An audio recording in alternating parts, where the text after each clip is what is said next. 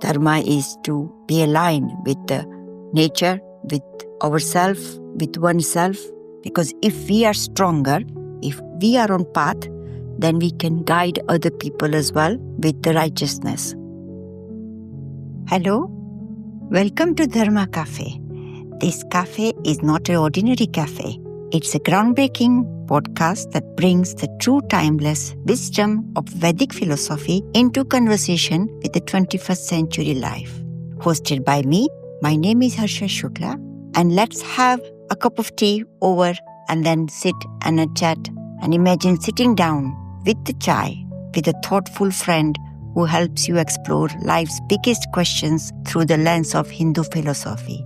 No preaching, no dogma, just authentic conversation. So come and join me for Dharma Café. Thank you. Welcome back to Dharma Café. Good evening or good morning, wherever you are listening from. Good afternoon, wherever you are. But it's nice to have you back on my Dharma Café podcast. And today we have a wonderful guest joining us. And one of my favorite parts of doing this podcast is hearing from all over the world stories. In this episode, I'm joined by Lee Harrold. We are going to talk about the Dharma life between the UK and Portugal, because he's in Portugal now. So, how his journey has shaped and transformed his life. Lee has a fascinating story about how he first encountered the teachings, and I'm excited for him to share it with you. So rather than me saying how Lee has enhanced his life or improved his lifestyle, or how he has put his practice, what he has learned into his work ethics. So without me doing or without me saying anything, hello Lee, Hare Krishna. Hare Krishna, Mataji. Thank you so much for that lovely introduction. That was very, very, very kind of you. So yeah, my story is an interesting one now when I look back and I see the progression and the road that I've been on in 12 years. So I'm 38 now and I'm a cognitive hypnotherapist. So I see people all around the world for all different problems, ranging from anxiety, fears, phobias. And I can always put a link to my website in so you guys can get a flavor of what I do. But it's a very interesting career. The reason why I'm speaking about it is because it's very much influenced, of course, by my training and my studies, but also from a lot of my kind of Vedic knowledge and learning about Dharma and purpose. It's been an interesting journey. So how did I get to where I am now? I'll go back 12 years and I was walking down the street. I used to be in corporate and I was, probably about 26. And I was walking down the street and I met a Brahmachari. So a Brahmachari is a Hare Krishna monk who follows the path of bhakti. And it was very interesting to meet this guy, and I was very open and feeling in my 20s happy but not truly fulfilled. I knew I was only scratching the surface because a lot of my enjoyment was coming from the acquisition of material life. And it doesn't mean that I was materialistic, but I was looking for promotion and probably earning a bit more money that month and then, spending it usually, as you do when you're a young guy. I remember feeling that there's more to this and I wanted to delve deeper into it. So meeting this guy, I kind of had a feeling at the time that something was going to change. So I was very open-minded and I was talking to him and he asked me if I felt we had a soul. And at the time, I wasn't sure. I think so, but I wasn't sure. Anyway, he invited me to his temple, which was the Bhaktivedanta Manor, the Hare Krishna temple up in Hertfordshire. But the impressive part of this story was when I went back to my office later on that day, we was interviewing for someone to come in and fulfill a position of a project manager. So I looked at this guy's CV and I felt that I needed to call him. I didn't know why, I just felt it. And I called this guy in and I was so impressed when I met him, the way he conducted himself, the way he spoke with sincerity, and he had like a glint in his eye that I feel you couldn't buy, you couldn't purchase it, you couldn't study for it on an academic level. It was cultivated by what I know now to be the acquisition of spiritual knowledge. So the impressive thing here was I spoke to him and the formalities of the interview went away. I asked him more about himself, and basically the long and short of it is he invited me up to his temple, which was the same temple that I was invited to. So with that, I thought to myself, I need to go. I need to go here. And I went that weekend. And when I arrived, I was so impressed as a young 26-year-old guy at the people that I met. I met some wonderful personalities and multi-talented personalities as well. People that were speaking to me about not only spiritual knowledge, but also philosophy, practical knowledge. And, I was like, wow. There was a part where I saw Kirtan for the first time, which was, like the Harinam Sankirtan, which is glorifying the holy name, chanting the holy name. And I thought, I've got to try this because everyone seemed so happy. And, there was not alcohol there or anything like that. I could tell that these people were acquiring this from. So I remember sitting there in Kirtan the first time and being a little self-conscious, if I'm honest. That all went when I started to kind of really feel what I can only describe to be like the mercy of the holy name.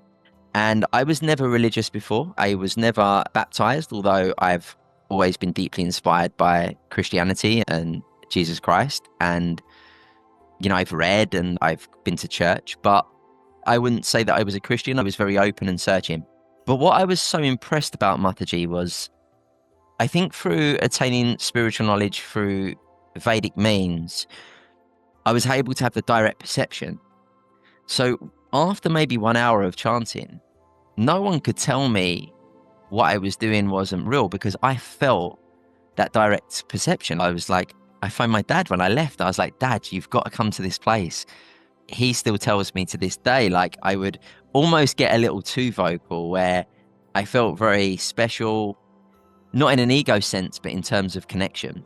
And I wanted my family to appreciate that as well. And funnily enough, later, like a year or two later, my nan and granddad come with me to the temple, who in their mid-80s at the time. And, they grew up in World War II. And, for them, it was a very different concept, but they loved it. They took prashad.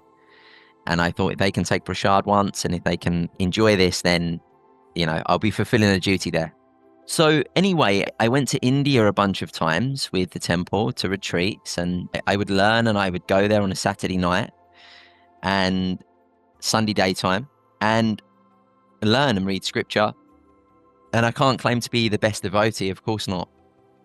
But it definitely changed my life so much so that there was a real depth from the concept of seva. And I'm going to be completely honest now. When I went to the temple, I would think, oh, this is my day off. I want to eat some prashad. I want to try to attain samadhi and chant the holy name. This is in the early years. And I thought, I don't really want to do seva.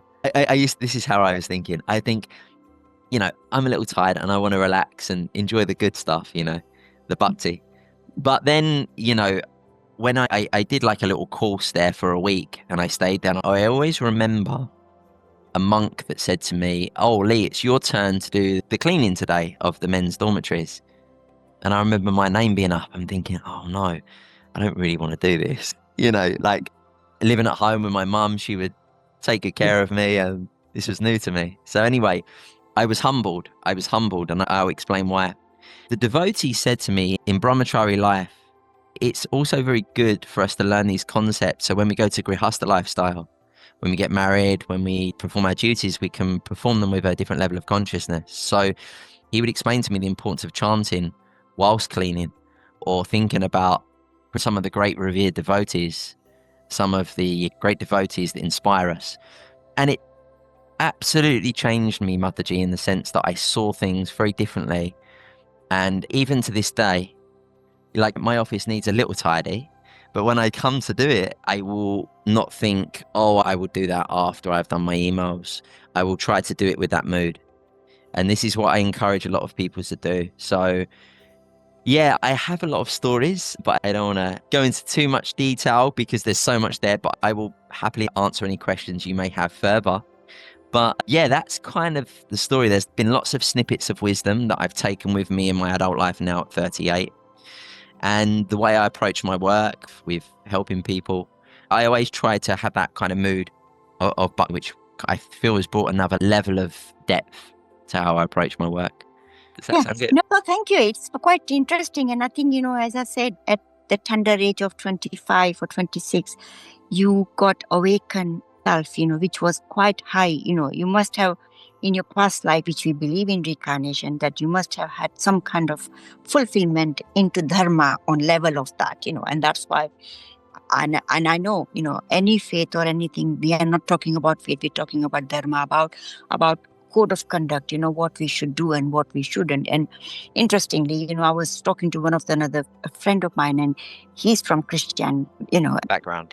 background. Yeah. And then he says to me, he says, because we had a very learned gentleman staying with us in end of August. So I was talking to him about, and he was saying, so he's like a pope to you. I said, yes, he's like a pope, so we were just talking that kind of thing.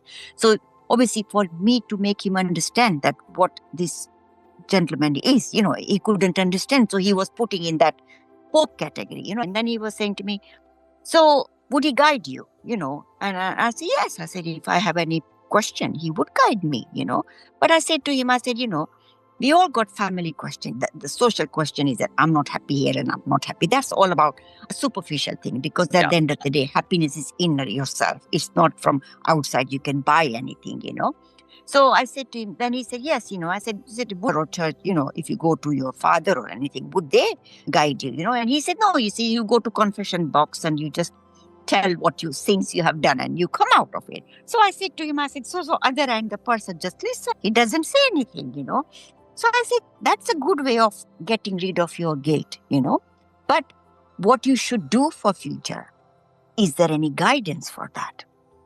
And he says, no. So I said, it's interesting, as any religion is a good religion. I don't, I'm not saying this is or that. But in sometimes when you feel happiness, in your inner happiness, you think that you are doing a good job. You're doing, like you're saying that even when you do any work, if you do with the bhakti, I said the same thing, I used to say to even when my daughter was little, that even if you're washing the dishes, be part of that, as if you are washing the dishes. So it's not kind of your low thing to do the work. But if you do wholeheartedly, then that work becomes your seva. That work becomes your puja. That work becomes your bhakti, So if somebody's washing the dishes, they will love to see you. Rather than, she used to laugh at me. She said, what do you mean washing the dishes is not, But you know what I'm saying, Lee, because I think even, some people wash the dishes or cook, you can see they're splattering water everywhere. And, it's just they're doing it for the sake of doing it. Yes. They're not putting their heart into that. Once you see the person doing things, that it's nice to see her doing the work, and certain things you think, my God, how clumsy she's knocking here and knocking there. So, it's just, so it's like a thing that whatever you do wholeheartedly. And that becomes your bhakti. That becomes your seva.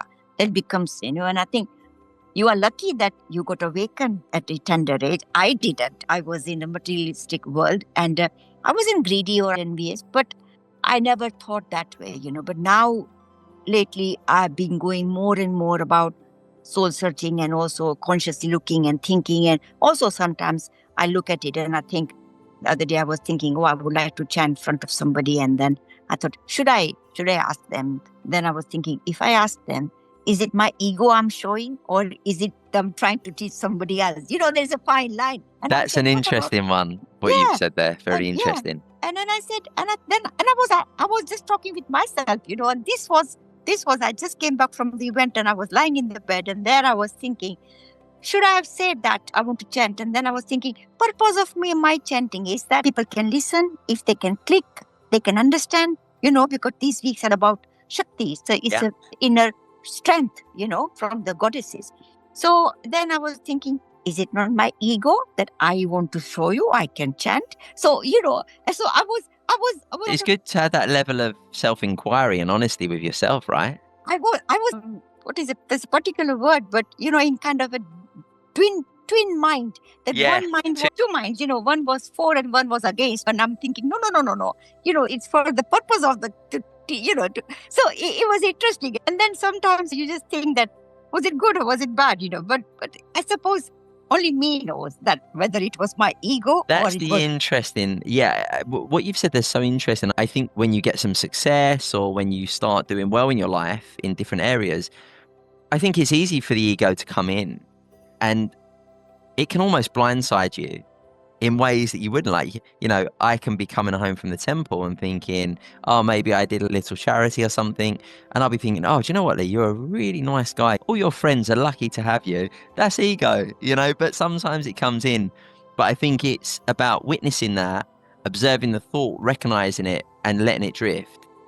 And, going into more of a kind of a mind aspect to all this as well, and the philosophy on the mind, I do truly believe witnessing thought is one of the most powerful things we can do, because that's when we can truly become present.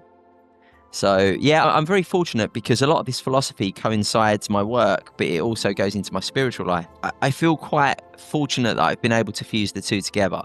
But as I say, I'm definitely a work in progress in terms of being a developer. We all are. Yeah, I can't claim to be. We never can say we have accomplished, But there is a Hindi word. There is swabhiman and abhiman.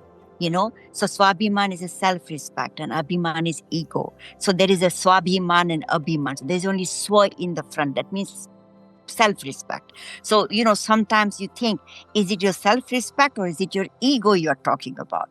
So that thing, but yeah, I suppose, it's all about inner, and then finding yourself, and then finding that, what you're looking for in the path, is it right or wrong or anything, and then I don't claim to know a lot of shlokas or strots and everything, but I can chant very happily on, and I know by heart. But if somebody says to me, sing that or say that, sometimes halfway I forget, Oh really? What, like a scripture, a piece of scripture, or, yes, or like a verse? Kind of shlokas or anything, like a mantra you could call it, But I know, but then I'm thinking, it's good for my ego to be breaking, and I'm learning some shlokas at the moment. And this teacher of mine, she was saying to me, you have to learn by heart, so then you can give exam. So I was saying to her, I said, it's okay to learn by heart, but I always have felt it, that when you are learning by heart, sometimes you lose that emotion into it. You are just going like a parrot.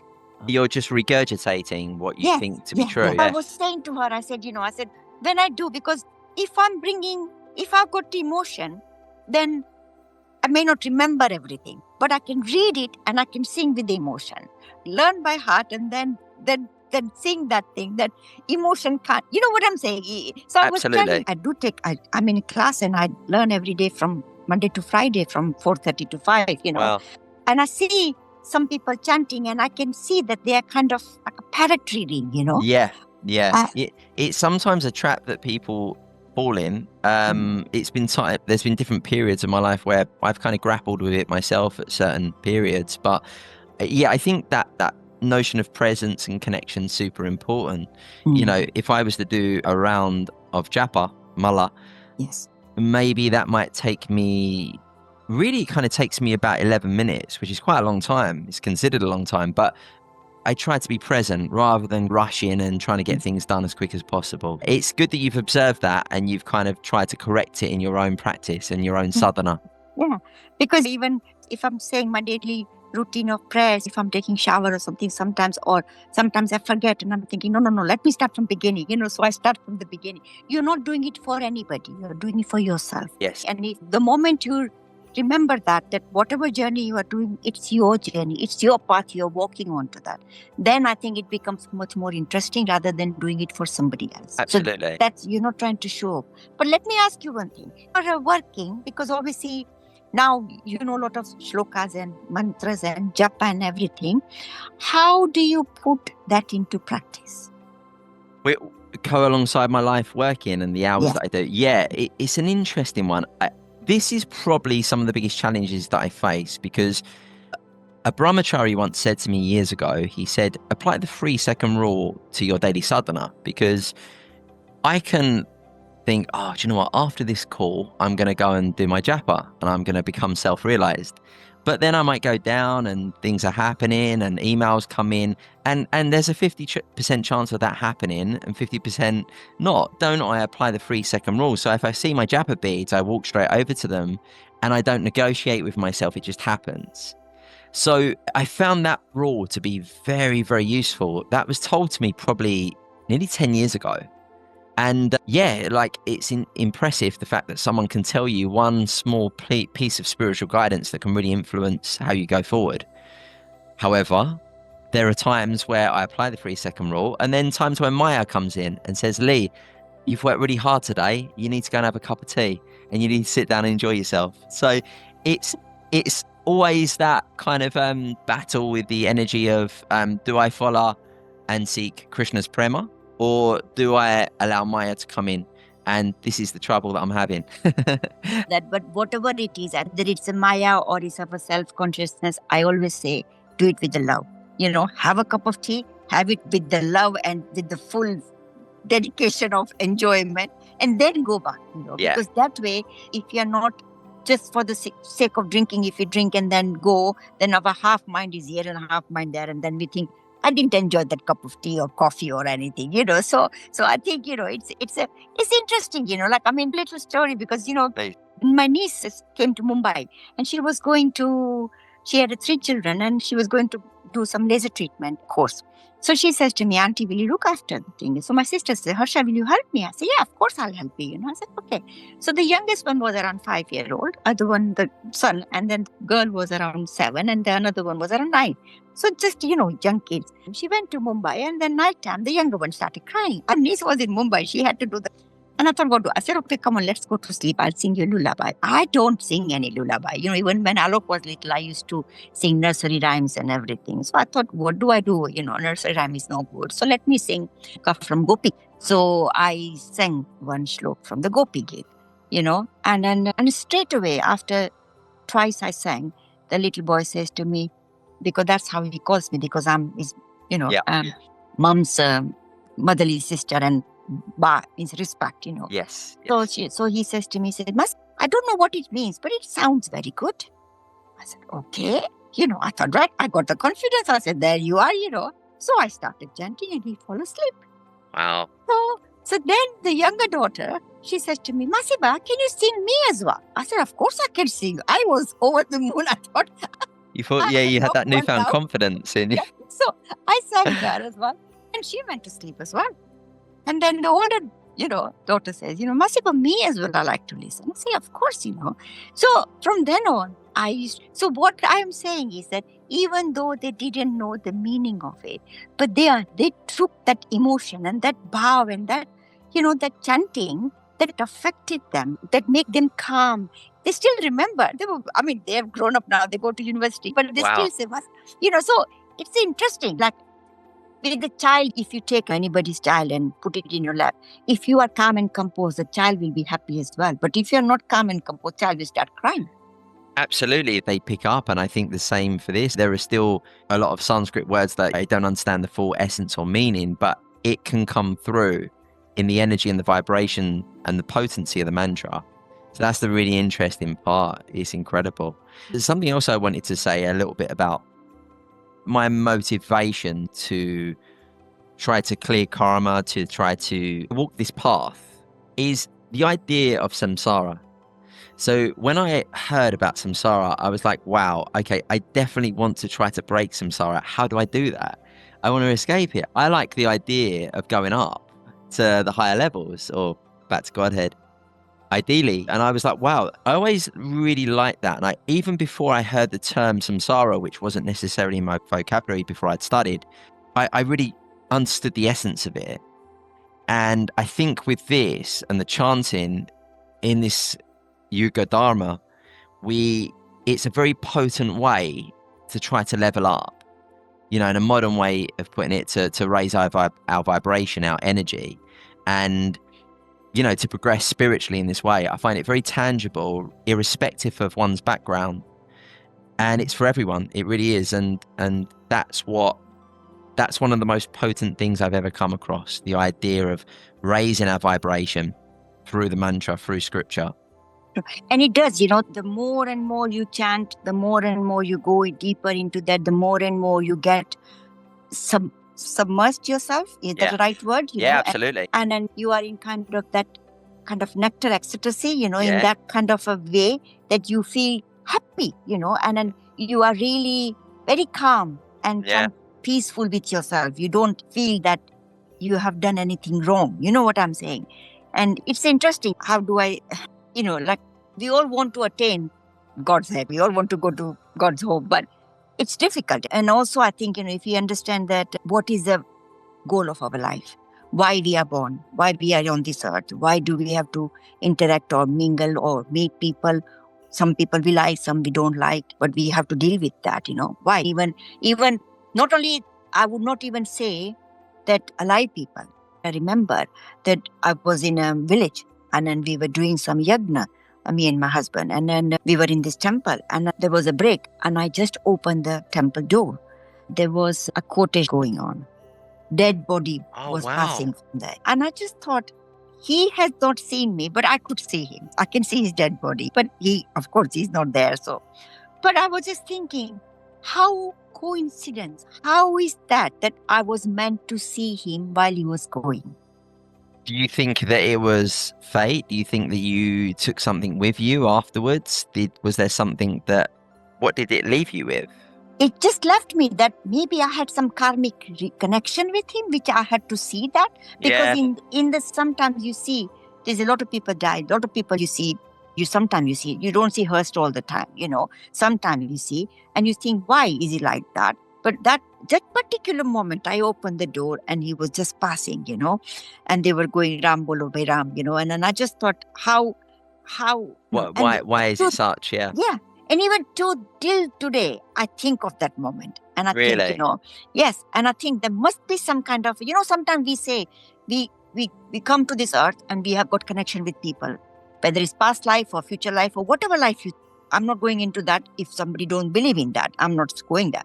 But how we meet some people and some we don't. How many people live in this world? But sometimes we leave. Sometimes we don't even know our neighbor. We meet people who are passing on this street, passerby, and we get attached to him. We become good friends with them, So it's just that I think it's just a karmic connection. Absolutely. I think it's our karma where we cross paths in this way, and sometimes it's not meant to be. Do you think that things are written before, or do you feel that it's our karma that determines our path? I think it's our karma. If I had not opened the door, I would not have seen it. I can tell you a good example. Day before yesterday, I went to gym, right? And I like to go to swimming. So I was thinking, I must say that the time what I want to do learn swimming. So I was saying to the desk, I said, I want to speak to the manager. And then, and they said, okay, what is it about? I said, why don't you teach some swimming lessons so I can learn? Tomorrow is a World Fitness Day. So it's a swimming going. I thought, how interesting. My conscience said, I need to ask. And I took. If I had not taken that action, I would have not got the fruit of swimming. Absolutely. Yeah, that's amazing. And then I think when you have the consciousness, seeing and understanding how it works, you see it all the time, don't you? Conscious said, let me ask. And I took that thing and I asked. But if I have not say, oh, no, I'll ask tomorrow, I would have missed that lesson. So our karma. Please excuse me, Master G. I'm just going to have a drink. That's fine. Yeah, that's fine. Our action determines our karma. Say that again, one more time. Our action determines our path. Yeah. This is do you feel that thought determines karma as well, or do you think it's solely action? Thought can come and go, isn't it? How many thought comes and go? We don't act on them, all of them. Yeah, it comes and it goes. Yeah. So only we think what is right at the moment. Because if I'm saying, I would like to have a cup of tea at the leisure center, that's the thought, But because I wanted to learn swimming, I thought, let me ask.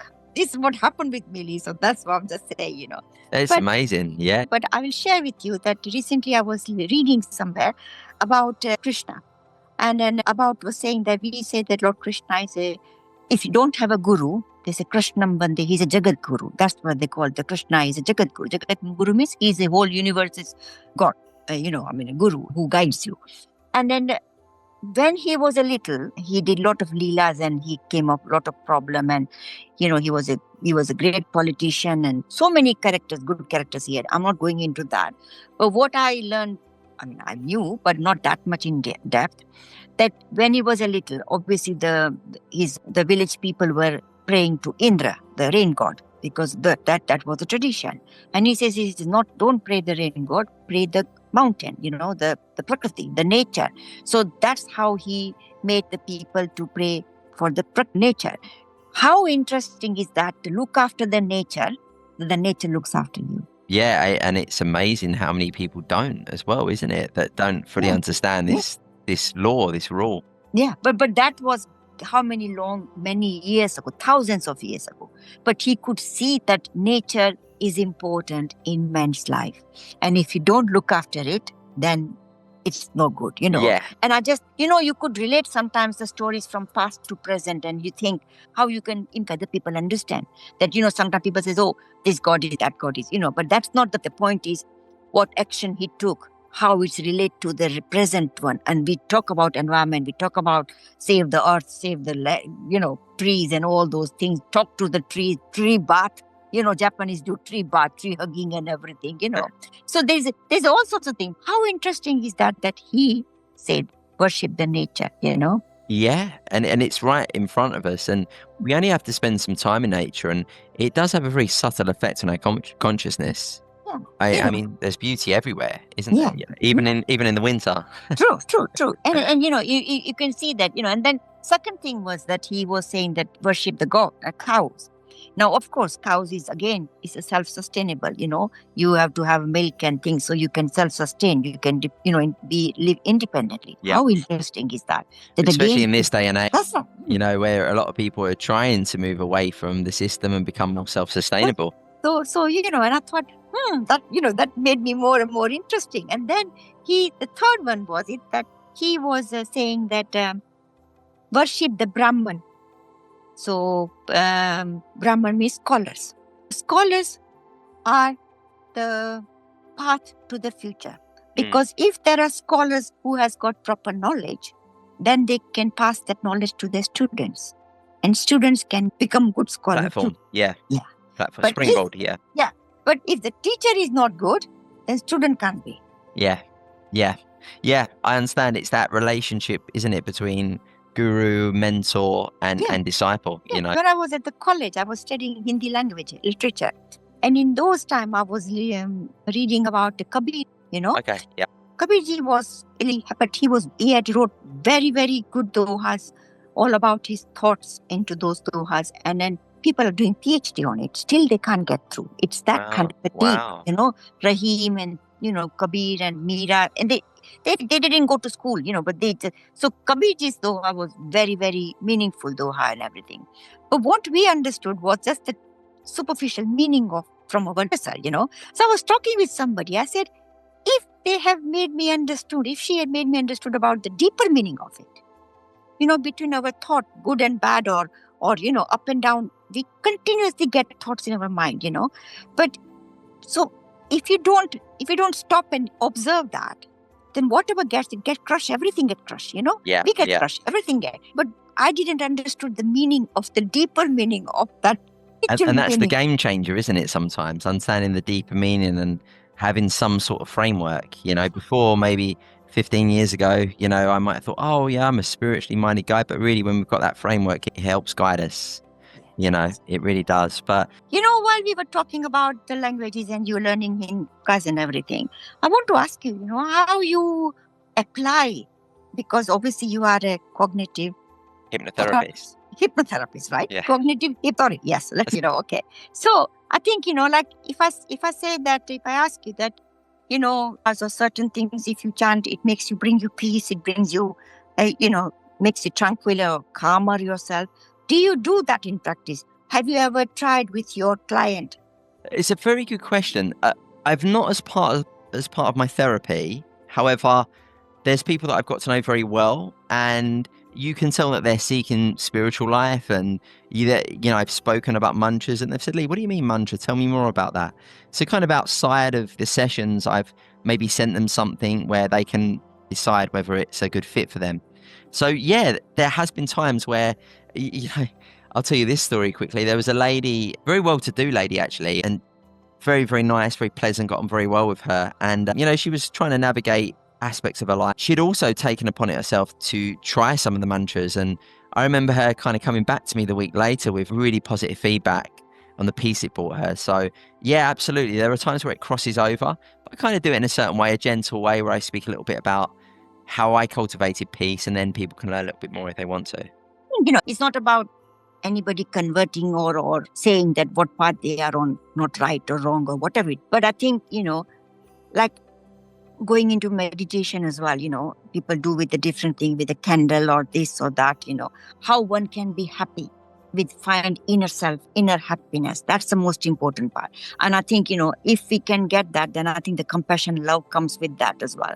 Absolutely. And that comes from mutual understanding about each other as well, so then, because if we can learn and that is a fruitful or good to of us, then that makes it much more interesting, isn't it? Because I was, by listening my podcast, somebody was saying to me, that younger generation is not following the Dharma, because sometimes Dharma thinks that it's a religion or it's that. It's not that at all. I think in any religion there is no question of religion here, it's all, as I said, I like this Vaishri's word, code of conduct, So it's what is right and what is wrong, what do and don't. So, that's all. Whether you call it in a different language, different word for it or whatever it is, what is in your life that you should do and what is in your life you shouldn't do, Absolutely. Absolutely. It's a code, it's guidance, and it's all there for us. And in this day and age, we can simplify it, with it being translated in English as well. So that can help people like with my background and all around. So yeah, it's brilliant. It's really good. No, it is good. It's been absolutely amazing talking to you, Mataji, and we must do this again. Absolutely. Yeah, here anytime. So thank you, Lee. Very interesting to talk with you. And I'm really wish you all the best for your future. And maybe, you never know, one day you can start podcast. And maybe, then let's see. I might try and take retirement and then I can focus on that. That would be great. I'd look forward to that one day. Thank you. Thank you so much. And all glorious, the assembled devotees. Thank you very much. Hare Krishna. Hare Krishna.